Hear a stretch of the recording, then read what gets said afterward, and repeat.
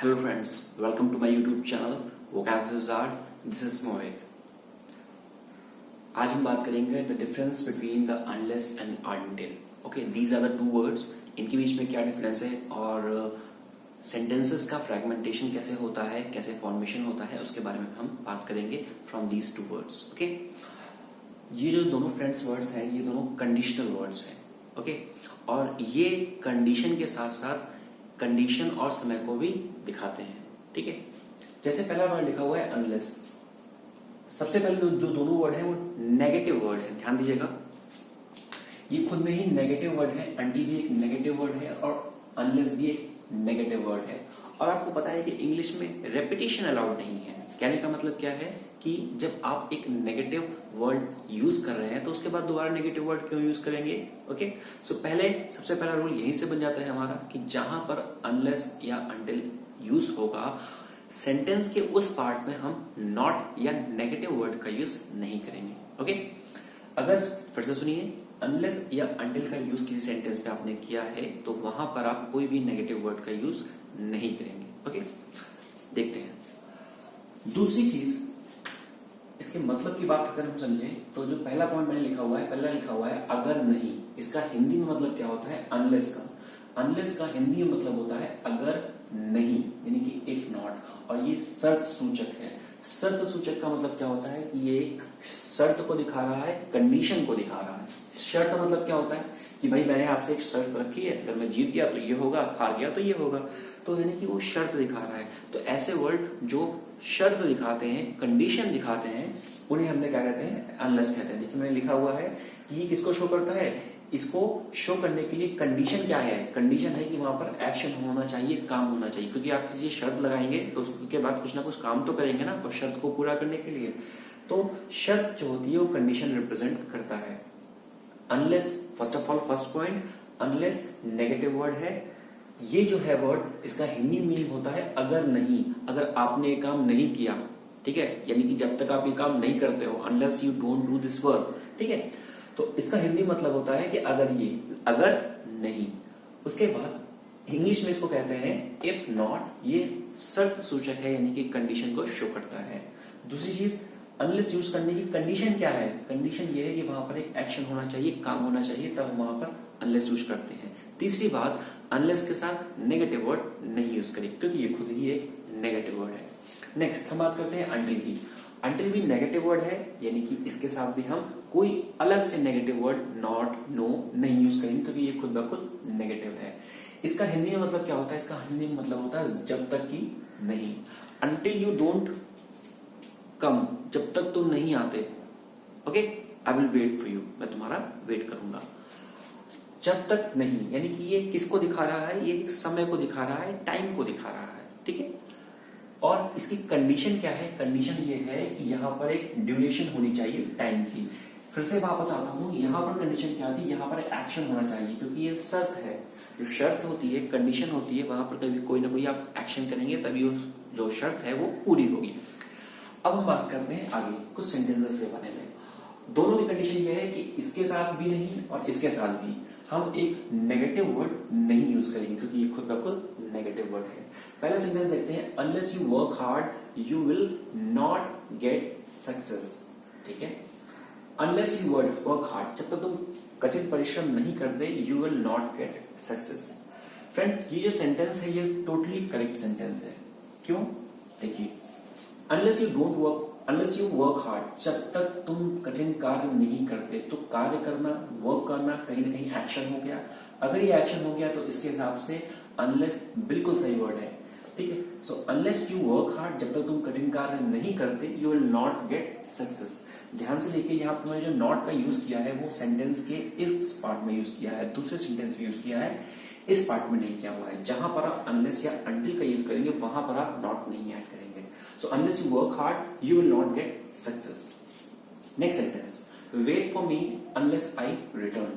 यानी कि मेरी प्रतीक्षा करो जब तक मैं वापस आता हूँ. ठीक है, तो अब यहाँ पर क्या कह रहे हैं कि वेट फॉर मी, मेरी प्रतीक्षा करो. अब आप अगर किसी की प्रतीक्षा करोगे तो ये कोई कंडीशन नहीं है. प्रतीक्षा करने में आपका समय जाएगा, आपको समय देना पड़ेगा वहां पर. तो wait for me unless I return की जगह हम लोग क्या लिख सकते हैं, wait for me until I return. Because यहां पर एक कंडीशन बताई गई है और वो जो कंडीशन है वो समय सूचक है, क्योंकि आपको प्रतीक्षा करनी है तो आपको समय देना पड़ेगा। तो वेट फॉर मी यहां पर क्या हो जाएगा, until I return. Wait for me until I return. Next sentence, Sapna एक लड़की है, नाम उसका नाउन है, ठीक है, नाउन है। Sapna did not talk to any boy, Sapna किसी लड़के से बात नहीं करेगी या नहीं करती unless she turned 18 years old. Okay, यानी कि सपना जो है एक लड़की है वो किसी लड़के से बात नहीं करती जब तक वो 18 साल की नहीं हो जाएगी। तो ये कंडीशन बता दी गई कि सपना किसी लड़के से बात नहीं करेगी जब तक वो 18 साल की नहीं हो जाती। अब 18 साल का होना, तो अब इसमें तो टाइम लगेगा, हो सकता है कि वो भी 12 साल की हो सकता है 15 साल की हो सकता है 16 साल की हो, हम नहीं जानते।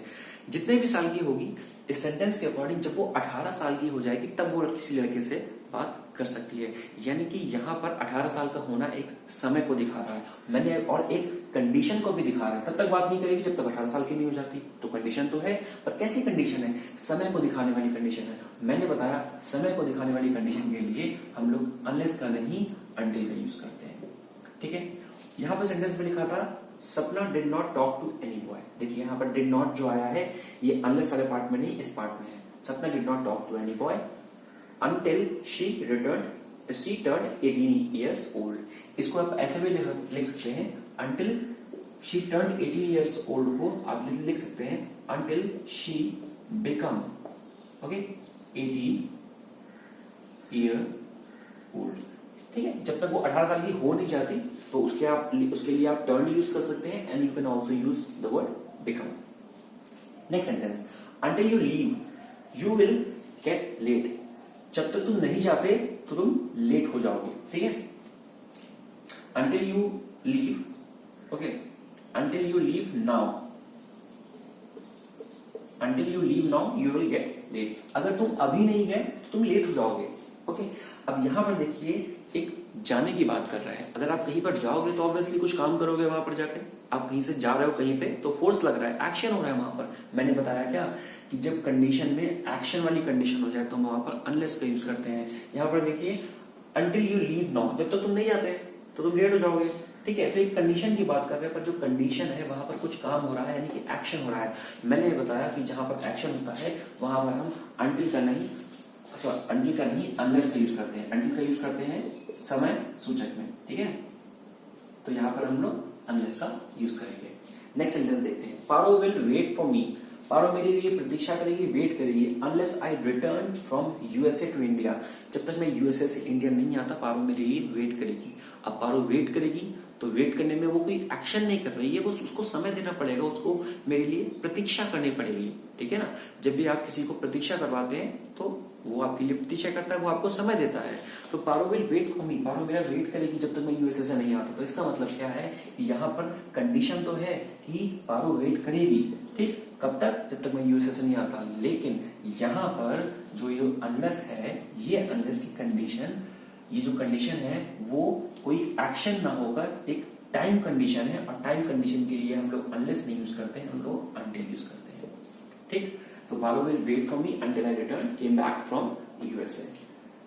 Next sentence, last sentence, until you don't discipline yourself you cannot go places in your life। जब तक तुम अपने लाइफ को डिसिप्लिन नहीं करते, एक नियमबद्ध नहीं करते, तब तक you cannot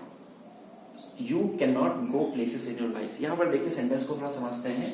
यहाँ पर लिखा हुआ है until you don't discipline yourself, जब तक तुम अपने आप को डिसिप्लिन नहीं करते, you cannot go places in your life। go places का मतलब क्या होता है, go places, this is the idiom, go places in your life। go places मतलब आप हर एक जगह में जा रहे हो अपनी जिंदगी के। इसका मतलब क्या है कि आप हर एक चीज को एक्सप्लोर कर रहे हो, इसका मतलब आप तरक्की कर रहे हो। तो go places in your life का मतलब क्या होता है, तरक्की करना। सेंटेंस क्या कहता है, जब तक आप अपने आप को डिसिप्लिन नहीं करते आप जिंदगी में तरक्की नहीं करोगे। you cannot go places in your life। अब हमने बताया क्या, ये किसी एक समय की बात नहीं कर रहा है, कंडीशन तो है पर ये समय की कंडीशन नहीं है, ये कंडीशन एक्शन की है। भाई डिसिप्लिन करने में आपको कुछ एक्शन करना पड़ेगा, आपको कुछ काम करना पड़ेगा। तो यहां पर क्या हो जाएगा, unless you don't discipline yourself, unless, ठीक है, you don't discipline yourself, you cannot go places in your life. अब ध्यान से देखिएगा, यहाँ पर मैंने यहाँ पर अनलेस तो यूज कर दिया है, लेकिन अभी भी ये सेंटेंस गलत है। क्यों? क्योंकि यहाँ पर मैंने अनलेस के बाद क्या यूज कर दिया है? डोंट। मैंने बताया अनलेस और अनटिल खुद ही नेगेटिव वर्ड होते हैं, अगर उनके बाद मैं डोंट यूज कर रहा हूं तो वो सुपरफ्लुअस हो जाएगा, जो कि अलाउड नहीं है इंग्लिश में। तो इसको हम लोग को चेंज करना पड़ेगा, याद रखना पड़ेगा, अनलेस यू डिसिप्लिन योरसेल्फ। ठीक है, अनलेस यू डिसिप्लिन योरसेल्फ। अब सही है, unless you discipline yourself you can not go places in your life. जब तक तो अपने आप को डिसिप्लिन नहीं करते, आप जिंदगी में तरक्की नहीं कर सकते, बरकत नहीं मिलेगी। ठीक है, so friends, this was the difference between the unless and until. Okay, next video में कुछ नई ग्रामर रूल्स, कुछ नए ग्रामर सेंटेंसेस के साथ मिलते हैं। Till then enjoy the video, share the video with friends and like the video, subscribe the channel. This is Mohit, vocab wizard. Thank you. Jai Hind.